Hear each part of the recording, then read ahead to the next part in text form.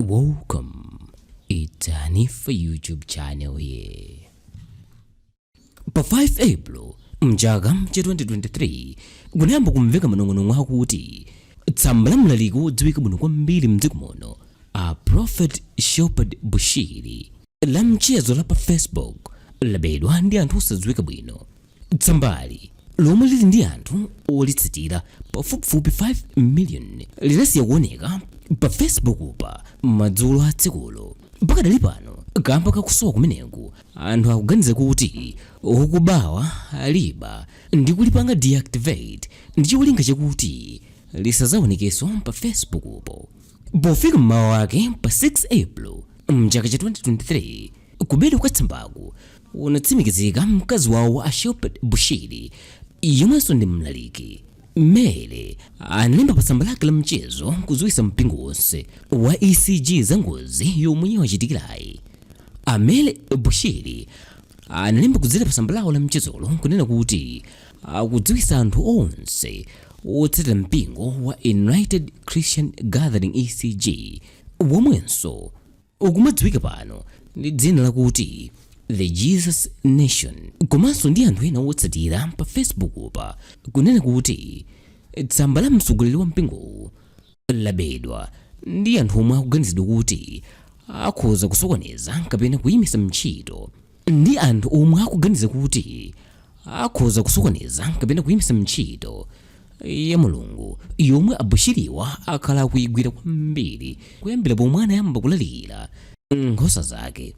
Mayiwa anapitirira kunena kuti amene achita zinthu zosakhala bwinowa zowabera amunawo tsambali, Mulungu wawo ndiye mwakhala akulamulira ndipo adzakhalabe mbali yawo pofalitsa uthenga wake kudzera m'matchalichi ndi m'matsamba a intaneti omwe iwo akhala akufalitsa uthenga wabwino wa Ambuyewa.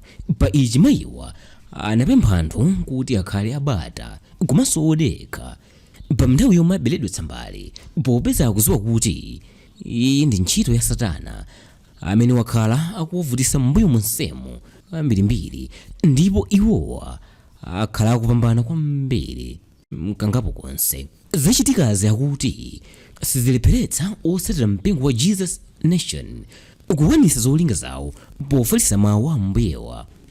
Mayiwa anadziwitsanso anthu onse okonda ndi kutsata amunawo a Shepherd Bushiri kunena kuti Bushiriwa sanatsegule tsamba lina pa makina a intaneti a Facebook kotero asachite ngati sakudziwa kanthu ndi kuyamba kutsatira masamba ena omwe anthu awatsekula ndi kumanamizira kuti ndi a Shepherd Bushiri.